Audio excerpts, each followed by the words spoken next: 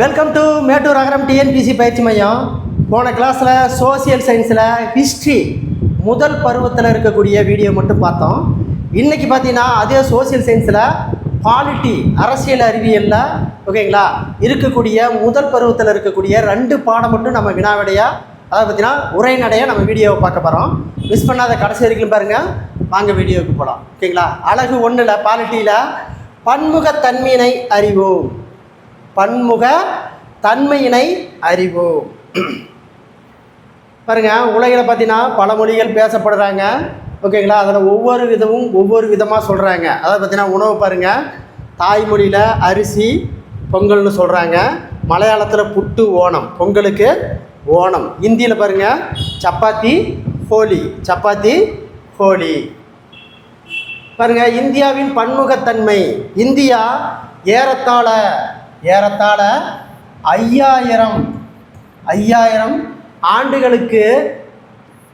ஆண்டுகள் பழமை வாய்ந்த நாகரிகத்தின் தாயகமாக விளங்குகிறது. அப்போ இந்தியா ஏறத்தாழ 5000 ஆண்டுகளுக்கு பழமை வாய்ந்த நாகரிகம் தாயகமாக விளங்குகிறது. ஓகேங்களா. இந்த நாகரிகம் பார்த்தீங்கன்னா ஓகேங்களா, இந்தியாவிற்கு இடம் பெயர்ந்தவர்கள் யார் பாருங்க.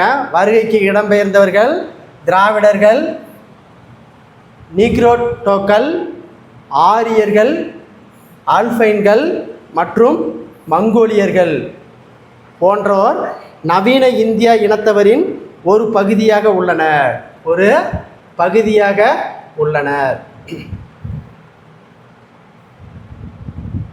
இந்தியாவில் பல்வேறு பகுதிகளில் சென்று தங்கி இவ்வாறு இடம்பெயர்ந்து தங்கிய இந்திய பன்முக மேலோக்கி இருக்க காரணமாக உள்ளன. இந்தியாவில் காணப்படும் பன்முகத்தன்மையினை பின்வரும் தலைப்புகளில் காணலாம். நில அமைப்புகள் மற்றும் வாழ்வியல் முறைகளின் பன்முகத்தன்மை, சமூக பன்முகத்தன்மை, சமய பன்முகத்தன்மை, மொழிசார் பன்முகத்தன்மை, பண்பாட்டு பன்முகத்தன்மை. பாருங்கள், இந்தியாவினுடைய நில அமைப்பு வாழ்வியல் முறை அதாவது பார்த்தீங்கன்னா கண்டம் எனப்படுவது மலைகள், பீடபூமி, சமவெளிகள், ஆறுகள், கடல்கள் போன்ற பல்வேறு இயற்கை பிரிவுகள் மற்றும் காலநிலைகள் கொண்ட மிக பரந்த நிலப்பரப்பாகும். இத்தகைய இந்தியாவை பெற்றிருக்கிறது. இந்தியா ஓகேங்களா துணை கண்டம் என்று அழைக்கப்படுகிறது. இந்தியா துணை கண்டம் என்று அழைக்கப்படுகிறது. பாருங்க, நில அமைப்பு எப்படி இருக்குன்னா பள்ளத்தாக்கு, மலைகள், சமவெளி, தீவு, பாலைவனம், கடற்கரை. சரிங்களா. இடத்துக்கு தகுந்த மாதிரி வேளாண்மை வளர்ச்சிகளும் ஒவ்வொரு பகுதியில் இருக்குது. ஒரு பகுதியின் பொருளாதார நடவடிக்கைகள் அதன் நிலவியல் மற்றும் காலநிலை கூறுகள் தான் தீர்மானிக்கின்றன. கடலோர பகுதிகளில் வாழும் மக்கள் மீன்பிடி தொழில், கடலோர பகுதியில் என்ன பண்ணுறாங்க, மீன்பிடி தொழிலில் ஈடுபடுகின்றன என்றால், சமவெளியில் வாழும் மக்கள் வேளாண்மை தொழிலில் ஈடுபடுகின்றன. மலைப்பகுதியில் வாழும் மக்கள் கால்நடை வளர்ப்பை மேற்கொள்கின்றன. மலைப்பகுதியில் நிலவும் காலநிலையானது அங்கே பார்த்தீங்கன்னா காபி, தேயிலை போன்ற தோட்டப்பயிர் தொழிலுக்கு உகந்ததாக உள்ளது. நில அமைப்பில் காணப்படும் பன்முக தன்மை அப்பகுதியில் வளரும் தாவரங்கள் மற்றும் விலங்குகள் மீது பெரும் தாக்கத்தை ஏற்படுத்துகின்றன.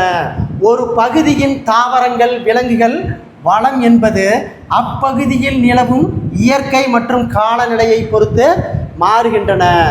மக்களுடைய உணவு, உடை, தொழில் ஓகேங்களா இந்த அமைப்பை பொறுத்து மாறுபடுகிறது. பாருங்க ஓகேங்களா. உங்களுக்கு தெரியுமா, மேகாலயாவில் உள்ள மவுசின்ராம் ஓகேங்களா அதிக மழை பெறும் பொழிவு பகுதி. ஓகேங்களா. அப்போ மேகாலயா அப்படின்னா உலகிலேயே அதிக மழை பெறும் பகுதி எதுனா மவுசின்ராம். அது எங்கே இருக்குன்னா மேகாலயாவில் இருக்குது. ராஜஸ்தானில் உள்ள ஜெய்சால்மர் குறைவான மழை பெறும் பகுதி. ஓகேங்களா. இதுதான் மவுசின்ராம். ஓகேங்களா. இங்கே தான் மழை உலகிலேயே அதிகமாக பெறுகிறது. குறைவான இந்தியாவில் மழை பெறும் இடம் ஜெய்சால்மர். அப்போ பார்த்தீங்கன்னா தமிழ்நாட்டில் அதிக மழை பெறும் இடம், தமிழ்நாட்டில் சின்ன கல்லாறு. தமிழ்நாட்டில் அதிக மழை பெறும் இடம் சின்ன கல்லாறு. இந்தியாவோட அதிக மழை பெறும் இடம் மவுசின்ராம்.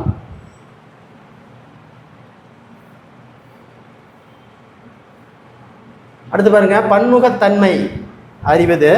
ஓகேங்களா. சமூகம் என்பது ஒரு பொது நலத்திற்காக மக்கள் இணைந்து வாழும்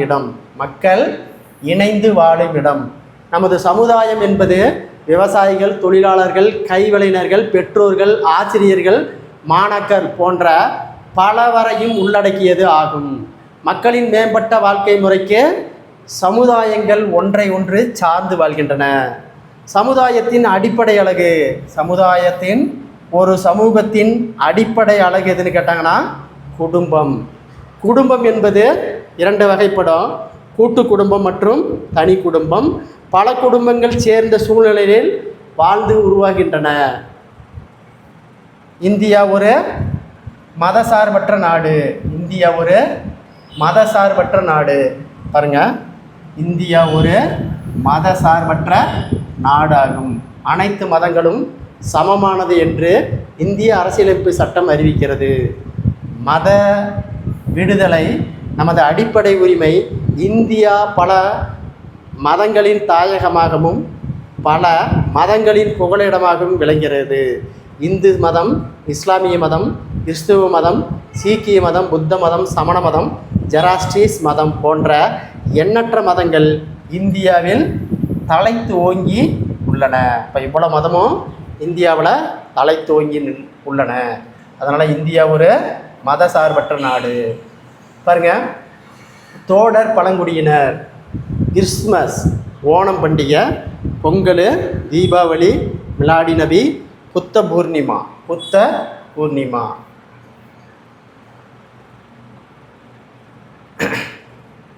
பாருங்கள், ஒவ்வொரு இடத்துலையும் ஒவ்வொரு மாதிரி. இந்தியா பல்வேறு விழாக்களின் தாயகமாகும். இந்தியாவில் பல்வேறு மதங்களை சார்ந்த மக்கள் பல்வேறு விழாக்களை நாட்டின் பல பகுதிகளில் ஒன்றுபட்டு ஒற்றுமையாக கொண்டாடுகின்றன. இதுவே இந்தியாவை உயர்ந்த பாரம்பரியமிக்க கலாச்சார நாடு என்பது பறைசாற்றுகிறது. மேலும் இந்தியா விழாக்களுக்கான பொங்கல், தீபாவளி, ஹோலி, விஜயதசமி, ஆயுத பூஜை, நவராத்திரி, துர்கா பூஜை, தசரதா, விநாயகர் சதுர்த்தி, பிகு, கும்பமேளா, ஓணம், மிலாடி நபி, ரம்ஜான், கிறிஸ்மஸ்ஸு, புத்த பூர்ணிமா, மகாவீர் ஜெயந்தி, குருநானக் ஜெயந்தி, ரக்ஸ்பந்தன் போன்ற விழாக்கள் இந்தியாவின் பன்னாட்டு பன்முகத்தன்மைக்கு ஆதாரமாக விளங்குகிறது. அடுத்து பாருங்க, மொழிசார் பன்முகத்தன்மை.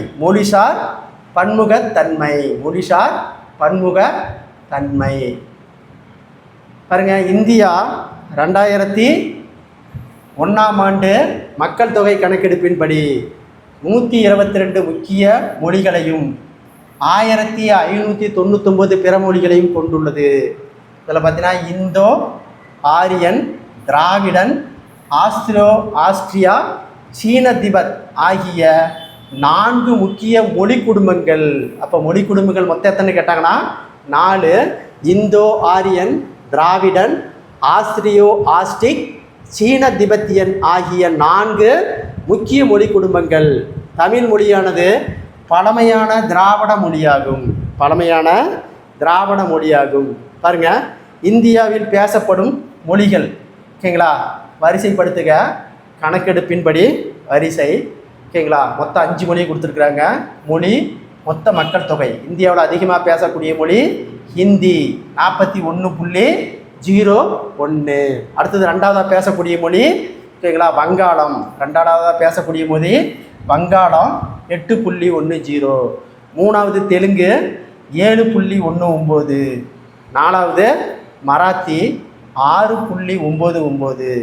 5வதா தமிழ் 5.91. ஓகேங்களா. இதுதான் இந்தியாவில் ஓகேங்களா பேசக்கூடிய மொழிகள். ஃபஸ்ட்டு ஹிந்தி தான் அதிகமாக பேசுகிறாங்க 41%. அடுத்து வங்காளம், அடுத்தது தெலுங்கு, அடுத்தது மராத்தி, அடுத்தது தமிழ். அப்போ உலக அளவில் அதிகமாக பேசக்கூடிய மொழிகள் ஓகேங்களா மான்ட்ரியல் மொழி. ஓகேங்களா, அப்படின்னு ஒரு மொழி கேள்விப்பட்டிருப்பீங்க. மான்ட்ரியல் மான்ட்ரியல் மொழி தான். ஓகேங்களா? இது சீன மொழின்னு சொல்லுவாங்க. உலகிலேயே அதிகமாக பேசக்கூடிய மொழி மான்ட்ரியல் மொழி. ரெண்டாவது பார்த்தீங்கன்னா ஸ்பானிஷ் மொழி. மூணாவது ஆங்கிலம். ஓகேங்களா? மூணாவது ஆங்கிலம். அப்போ உலக அளவில் அதிகமாக பேசக்கூடிய மொழி மான்ட்ரியல் மொழி, ரெண்டாவது ஸ்பானிஷ் மொழி, மூணாவது ஆங்கிலம். இந்தியாவில் அதிகமாக பேசக்கூடிய மொழி ஃபஸ்ட்டு ஹிந்தி, ரெண்டாவது வங்காளம், மூணாவது தெலுங்கு, நாலாவது மராத்தி, அஞ்சாவது தமிழ். ஓகேங்களா? அப்போ வரலாற்று ரீதியாக இந்தியாவிற்கு வணிகம் செய்ய வருபவர்கள் பார்த்தீங்கன்னா ஃபஸ்ட்டு போர்ச்சுகீசியர்கள், ரெண்டாவது டச்சுக்காரர்கள், மூணாவது பார்த்தீங்கன்னா ஆங்கிலேயர்,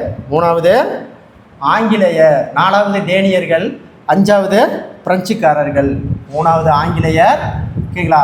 நாலாவது டேனியர்கள், அஞ்சாவது பிரெஞ்சுக்காரர்கள். இந்த அமைப்பில் தான் வந்திருக்கிறாங்க. ஃபஸ்ட்டு டச்சுக்காரர்கள், ரெண்டாவது பார்த்தீங்கன்னா ஓகேங்களா டச்சுக்காரர்கள், ஃபஸ்ட்டு போர்ச்சுகீசியர், ரெண்டாவது டச்சுக்காரர்கள், மூணாவது ஆங்கிலேயர், நாலாவது டேனியர்கள், அஞ்சாவது பிரெஞ்சுக்காரர்கள். இதுதான் ஐரோப்பா கண்டத்திலிருந்து வரிசையாக வந்தவங்க. இந்தியாவில் தங்கி இருந்ததால் மக்கள், மொழி மற்றும் பண்பாடுகள் மீது பெரும் தாக்கத்தை ஏற்படுத்தியது. ஏனெனில் இந்தியா 1947 சுதந்திரம் பெறுவதற்கு முன்பு ஏறத்தாழ 300 ஆண்டுகள் ஆங்கிலேயர் ஆட்சியின் கீழ் இருந்தது. அப்போ ஓகேங்களா, இந்தியா யாருடைய ஆட்சி காலம் இருந்தது? ஆங்கிலேயருக்கு ஆட்சி காலத்தில் இந்தியா 300 ஆண்டுகள் இருந்தது. இந்தியாவில் ஆங்கிலம் ஒரு முக்கிய மொழியாக எழுச்சி பெற்று பள்ளி கல்லூரிகளில் பயின்று மொழியாகவும் அலுவலக மொழியாகவும் அன்றாட மொழி வாழ்விலும் ஆங்கிலம் பெருமளவு பயன்படுத்தப்படுகிறது. இந்திய அரசியலமைப்பு சட்டத்தின் 8வது அட்டவணையில், எத்தனாவது அட்டவணை? 8வது அட்டவணையில் 22 மொழிகள் அலுவலக மொழிகளாக அங்கீகரிக்கப்பட்டுள்ளது. அப்போ அரசியலமைப்பு 8வது அட்டவணையில் தான் மொழிகள் இருக்குது. அது 22 மொழிகள் அலுவலக மொழியாக சொல்லியிருக்கிறாங்க. 2004ஆம் ஆண்டு இந்திய அரசால் முதல் செம்மொழியாக தமிழ் மொழி அறிவிக்கப்பட்டது. ஓகேங்களா? செம்மொழி அந்தஸ்து தமிழுக்கு எப்போ கொடுத்துருக்குறாங்க? 2004. தற்போது 6 மொழிகள் செம்மொழியாக அறிவிக்கப்பட்டது. இப்போ எத்தனை மொழி? 6 மொழி. இப்போ 2004 தமிழ் 1. அடுத்தது பாருங்க 2005 சமஸ்கிருதம். இது 2005. அடுத்து பாருங்க 3 கன்னடமும் தமிழும். கன்னடம் 4 தெலுங்கு. கன்னடமும் தெலுங்கும் 2008 செம்மொழியாக அறிவித்தாங்க. ஓகேங்களா? அடுத்தது பாருங்கள் 5வது மலையாளம் 2013. அடுத்தது 6 ஒடிசா 2014. ஓகேங்களா? அப்போ 2004 தமிழ் செம்மொழியாக அறிவிக்கப்பட்டது. இந்தியாவில் மொத்தம் 6 மொழிக்கு செம்மொழி அந்தஸ்து வழங்கப்பட்டது. 1 தமிழ் 2004, சமஸ்கிருதம் 2005, கன்னடமும் தெலுங்கும் 2008, மலையாளம் 2013, ஒடிசா 2014.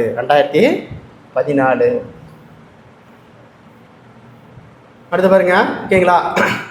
இந்தியாவினுடைய பிரகதீஸ்வரர் கோயில், புனித தாமஸ் தேவாலயம் சென்னை, தாஜ்மஹால், சாஞ்சி சுபி, கந்தர்வ மகாதேவ கோயில், கோனார் சூரியநாராயண கோயில், தில்வாரா சமணர் கோயில், இதெல்லாம் இந்தியாவினுடைய கட்டடக்கலைக்கு சிறந்த எடுத்துக்காட்டுகளாக உள்ளது. கலை மற்றும் கட்டடக்கலை என்பது ஒவ்வொரு சமுதாயத்தின் ஒருங்கிணைந்த அங்கமாகும். ஓகேங்களா? இது மரபு கலை வளர்ச்சிக்கு அடைகிறது. இந்தியாவில் 29 மாநிலம், 7 யூனியன் பிரதேசங்களும் உள்ளன. ஒவ்வொரு மாநிலமும் அவற்றிற்கான உயர்ந்த மரபையும் மற்றும் நுண்ணிய கலை வெளிப்பாட்டு வடிவங்கள் பெற்றிருக்கின்றன.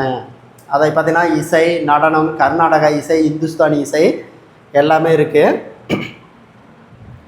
அப்போ இந்தியாவில் இந்திய தொல்லியல் துறை கல்வெட்டு சான்றுகள் 60% தமிழ்நாட்டில் இருந்து தான் கண்டுபிடிக்கப்பட்டது. இவற்றில் பெரும்பாலானவை தமிழ் மொழியிலேயே எழுதப்பட்டிருந்தன. அப்போ இந்தியாவுடைய தொல்லியல் துறை இதுவரை கண்டுபிடிக்கப்பட்ட கல்வெட்டு சான்றுகளில் 60% தமிழ்நாட்டிலிருந்து தான் கண்டுபிடிக்கப்பட்டவை ஆகும்.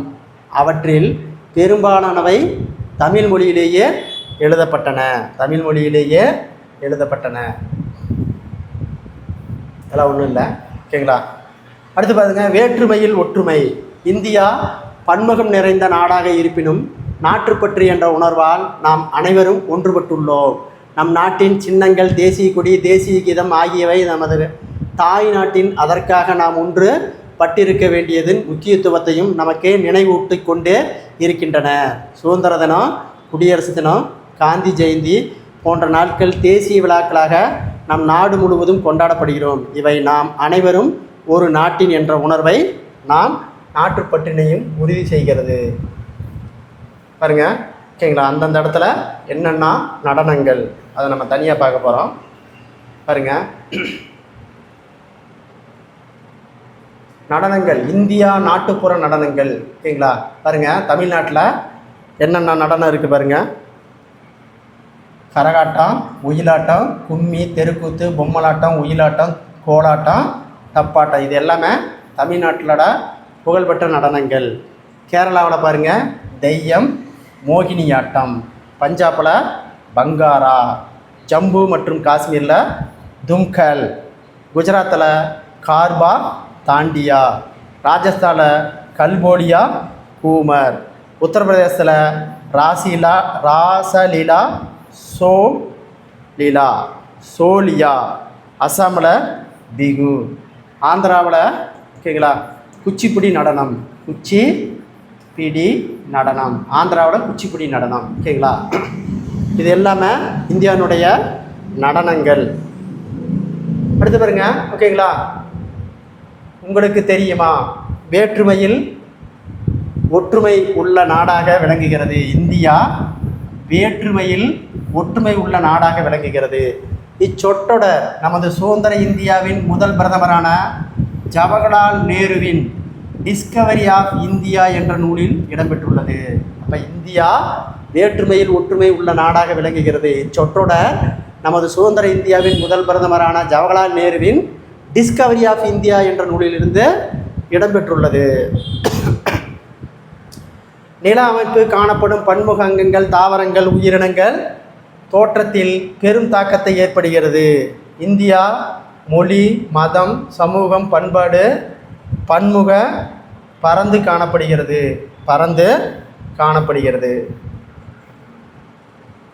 அடுத்து பாருங்க, இந்தியாவின் பல்வேறு இனங்களின் காட்சி சாலை. இந்தியாவை என்ன சொல்கிறாங்க? இந்தியாவில் பல்வேறு இன மக்கள் காணப்படுவதால் இந்தியாவை இனங்களின் காட்சி சாலையம் என்ற வரலாற்று அறிஞர் யார் சொல்லியிருக்காருன்னா V.A. சுமித். அப்போ இந்தியாவை இனங்களின் அருங்காட்சியகம் என்று சொன்னவர் யாருன்னா V.A. சுமித். ஓகேங்களா? அப்போ மொழிகளின் காட்சி சாலையம் அகஸ்தியலிங்கம். ஓகேங்களா? இவர் என்ன சொல்லியிருக்கிறாரா? இந்தியாவை மொழிகளின் காட்சி சாலைன்னு சொல்லியிருக்கிறாரு. சுமித்துங்கிறவர் இந்தியாவை இனங்களின் அருங்காட்சியகம்னு சொல்லியிருக்கிறாரு. அதெல்லாம் ஒன்றும் இல்லை, பிக் பேக் கொஸ்டின். அது உங்களுக்கு தனியாக கொஷினாக கொடுக்கப்படும். ஒரு பாடம் முடிஞ்சது. அடுத்து பாருங்கன்னா செகண்டு பாடம் சமத்துவம் பெறுதல். ரெண்டாவது பாடம் அரசியல் அறிவியலில் அழகு 2 சமத்துவம் பெறுதல். ஓகேங்களா? நாம் வாழும் இச்சமூகம் பல்வேறு வகைகளில் வேறுபாடுகளை கொண்ட சமூக குழுக்களாக கொண்டதாகும். நாம் வேற்றுமையில் ஒற்றுமை என்பது நம்புவது அத்தகைய வேறுபாடுகளை கலைத்து பிறருடன் அமைதியாக வாழ்ந்து கொண்டிருக்கிறோம். ஓகேங்களா? அதனால் பாரபட்சம் அப்படின்னு சொல்லுவாங்க. பாரபட்சம் என்பது மற்றவர்களை பற்றி எதிர்மறையாக அல்லது தாழ்வான முறையில் கருதுவதாகும். அவர்களை பற்றி அறிந்து கொள்ளாமலேயே தவறாக முன்முடிவு எடுப்பதாகும். தாங்கள் தவறான நம்பிக்கையில் கருத்துக்களையும் கொண்டிருக்கும் போது பாரபட்சம் ஏற்படுகிறது. முன் கூட்டல் முடிவு பாரபட்சம் என்பது வார்த்தை முன்மொழிகளை குறிக்கிறது. வார்த்தை முன்முடிவுகளை குறிக்கிறது. அதாவது பார்த்தீங்கன்னா முன்முடிவு என்பது மக்களின் மத நம்பிக்கைகள், அவர்கள் வாழ்கின்ற பகுதி, நிறம், மொழி மற்றும் உடை போன்ற பலவற்றை அடிப்படையாக கொண்டுள்ளது. பாரபட்சம் என்பது இதெல்லாம் அமைப்பை கொண்டதுன்னு சொல்கிறாங்க. பாருங்கள், பாரபட்சம் உருவாவதற்கான காரணங்கள். பாரபட்சம் உருவாவதற்கான பொதுவான காரணிகள் சமூகமயமாக்குதல், நிர்ணயிக்கப்பட்ட நடத்தை, பொருளாதார பயன்கள், சர்வதிகார ஆளுமை, இனமைய கொள்கை, கட்டுப்பாடான குழு அமைப்பு. கட்டுப்பாடான குழு அமைப்பு. ஓகேங்களா, இதெல்லாம் ஒன்றும் இல்லை. அடுத்து பார்த்திங்க இனநெறி. இனநெறி முடிவு. ஓகேங்களா, பாருங்கள், தென்னாப்பிரிக்காவில் முன்னாள் அதிபரான நெல்சன் மண்டேலே அவர்கள் 27 ஆண்டுகள் சிறை வாழ்க்கைக்கு பின் 1990 விடுதலையானார். இவர் தென்னாப்பிரிக்காவின் இன நிறவெறி முடிவுக்கு கட்டினார். தென்னாப்பிரிக்காவின் உலக அளவில் அமைதி நிலவும் மனித உரிமைக்கான போராட்டிய முன்னோடியாக திகழ்ந்தவர். அப்போ இனநெறிக்காக பாடுபட்டவர் யாருன்னா நெல்சன் மண்டேலே. இவர் எத்தனை ஆண்டுகள் சிறையில் இருந்தானா? 27 ஆண்டுகள். எப்போ விடுதலை ஆனார்னா 1990. 1994 ஓகேங்களா தென்னாப்பிரிக்காவின் அதிபராக வெற்றி பெற்றார். இவருக்கு பார்த்தீங்கன்னா நமக்கு பாரத் ரத்னா விருது. பாரத் ரத்னா விருது, இந்தியாவின் உயர்ந்த விருதான பாரத் ரத்னா விருது 1990 நம்ம கொடுத்தோம். ஓகேங்களா, அப்போ நெல்சன் மண்டேலே பாரத் ரத்னா விருது பெற்ற ஆண்டு 1990. எதுக்காக போராடினார்னா மத இத வேறுபாடு கூடாது அப்படிங்கிறதுக்காக. ஓகேங்களா, பாருங்கள், குடிமகனுக்கும் எதிராக மத இன ஜாதி பாலின பிறப்படும் என்ற அடிப்படையில் பாகுபாட்டு காட்டக்கூடாது அப்படின்னு அரசியலமைப்பு என்ன சொல்லுதுன்னா பிரிவு 15(1). பிரிவு 15(1) ஜாதி பாகுபாடு, சமத்துவ பாகுபாடு மிக முக்கிய காரணம் ஜாதி முறையாகும். ஆரம்ப காலங்களில் சமுதாயம் என்பது தொழில் அடிப்படையில் பல்வேறு குழுக்களாக பிரிக்கப்பட்டிருந்ததையே வர்ணாசிரம முறை என அறியப்பட்டது. இந்தியாவில் ஜாதி ஒழுங்குமுறை பலரும் போராடி வருகின்றன. இவற்றுகளில் முன்னோடியாக இருந்தவர் யாருன்னா ஓகேங்களா பீம்ஜி டாக்டர் பீம்ராவ் ராம்ஜி அம்பேத்கர். இவர் பாரு, இவர் பாபா சாகப் என பலராலும் அழைக்கப்பட்டவர். இவர் இந்திய சட்ட நிபுணராகவும் பொருளாதார நிபுணராகவும் அரசியல்வாதியும் சமூக சீர்திருத்தவாதியாகவும் திகழ்ந்தார். 1915 MA பட்டத்தை பெற்றார். 1927 கொலம்பியாவில் பல்கலைக்கழகத்தை PhD பட்டத்தையும் பெற்றார். அதற்கு முன்னர் லண்டனில் பொருளாதார பள்ளியில் DS பட்டத்தையும் பெற்றிருந்தார். இவர் அரசியலமைப்பு நிர்ணய சபை வரைவு குழுவின் தலைவராகவும் இருந்தார். வரைவு குழுவினுடைய தலைவராகவும் இருந்தார். எனவே இவர் இந்திய அரசியலமைப்பின் தந்தை, இந்திய அரசியலமைப்பினுடைய தந்தை என கருதப்படுகிறார். இவர் சுதந்திர இந்தியாவின் முதல் சட்ட அமைச்சராக பணியாற்றினார். இவர் மறைவுக்கு பின்பு 1990 பாரத் ரத்னா விருது வழங்கப்பட்டது. 1990 பாரத் ரத்னா விருது வழங்கப்பட்டது. அடுத்து பாலின பாகுபாடு. ஓகேங்களா, பாலின பாகுபாடு என்பது இந்தியாவில் ஆண்கள் மற்றும் பெண்கள் இடையே நிலவும் உடல் நலம், கல்வி, பொருளாதார மற்றும் அரசியல் சமத்துவவினை போன்றவை குறிக்கிறது. எடுத்துக்காட்டாக ஒரு பெண் பள்ளி படிப்பை முடித்த பின்பு கல்லூரிக்கு செல்ல அனுமதி இல்லை. அதேபோன்று பெரும்பாலானோர் தேர்ந்தெடுக்கப்பட்ட அணிக்கப்பட்ட திருமணத்தின் தள்ளப்படுகிறார். ஓகேங்களா, அதாவது கல்விக்கும் இதுக்கு வேறுபாடு இல்லைன்னு தான் இந்த சமூகத்தை பற்றி சொல்லுது. 2011 மக்கள் தொகை கணக்கெடுப்பின்படி ஓகேங்களா எழுத்தறிவு. ஓகேங்களா, எழுத்தறிவு அதிகமாக பார்த்தீங்கன்னா ஃபஸ்ட்டு கன்னியாகுமரி, 2வது சென்னை, 3வது தூத்துக்குடி, 4வது நீலகிரி.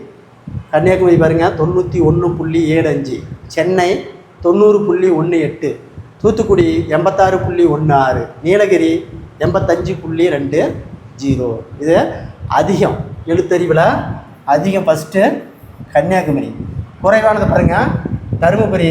ஓகேங்களா 68.54. அடுத்தது அரியலூர் 71.34. அடுத்து கிருஷ்ணகிரி 71.46. அடுத்தது விழுப்புரம் 71.88. 71.88. அப்போ இந்த வகுதியில் பார்த்தீங்கன்னா கல்வி அதிகம் உள்ள மாநிலம் இது, மாவட்டம் இது கல்வி குறைவான மாவட்டம். கல்வி அதிகம் பார்த்தீங்கன்னா கன்னியாகுமரி, குறைவானது தருமபுரி. அடுத்து பாருங்க பாலின விகிதம். அடுத்தது பாலின விகிதம். ஓகேங்களா? பாலின விகிதம் என்பது 1000 ஆண்களுக்கு எத்தனை பெண்கள் என்பது தான் பாலின விகிதம். அப்போ 2011 கணக்கெடுப்பின்படி பாலின விகிதம் அதிகம் பார்த்தீங்கன்னா நீலகிரி 1000 பேர்த்துக்கு 1041 பேர் இருக்கிறாங்க. ரெண்டாவது தஞ்சாவூர் 1031, மூணாவது நாகப்பட்டினம் 1025, நாலாவது தூத்துக்குடி 1024. இது அதிகமாக இருக்கக்கூடிய பாலின விகிதம். குறைவானது பார்த்தீங்கன்னா ஃபஸ்ட்டு தருமபுரி 946, அடுத்தது சேலம் 954, அடுத்தது கிருஷ்ணகிரி 956, அடுத்தது ராமநாதபுரம் 977. ஓகேங்களா? அப்போ பார்த்தீங்கன்னா இந்திய அரசியலமைப்பு சட்டத்தின்படி ஓகேங்களா பாகுபாடு காட்டக்கூடாது. அதாவது பார்த்தீங்கன்னா சட்டத்தின் முன்பு அனைவரும் சமம், அனைவரும் சமம் அப்படின்னு சொல்லக்கூடியது பார்த்தீங்கன்னா ஆர்டிகல் 14. சட்டத்தின் முன்பு அனைவரும் சமம் அப்படின்னு சொல்லக்கூடிய ஆர்டிகல் 14. அதாவது பாலின விகிதம் சட்டத்தில் அரசியலமைப்பினுடைய விதிப்படி 14 சொல்கிறாங்க. அதுதான் நமக்கு அனைவரும் சமம் அப்படின்னு சொல்லுது. அடுத்து பாருங்க சாதனையாளர்கள். டாக்டர் அப்துல் கலாம், ஏபிஜே அப்துல் கலாம் 1931 பிறந்து 2005 இறந்துருக்கிறாரு. 1931 பிறந்து 2015 போயிருக்காரு. அபுல் பகீர் ஜெயிலுத்தீன் அப்துல் கலாம் ராமேஸ்வரத்தில் தமிழக இஸ்லாமிய குடும்பத்தில் பிறந்தார். இவர் இந்தியாவின் 11வது குடியரசுத் தலைவர். எத்தனாவது? 11வது குடியரசுத் தலைவராக பணியாற்றினார். இவர் மக்களின் குடியரசுத் தலைவர் என்று அன்புடன் நினைவு கூறப்படுகிறது. இவர் ராமநாதபுர பள்ளி படிப்பினை முடித்துட்டு ஜெயின் ஜோசப் கல்லூரியில் பட்டப்படிப்பினை முடித்தார்.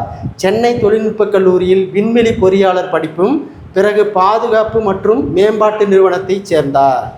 இளமை காலத்தில் அப்துல் கலாமின் குடும்பம் வறுமையில் வாடியது எனவும் தனது குடும்பத்திற்காக உதவ செய்தித்தாள்களை விற்பனை செய்தார். ஓகேங்களா?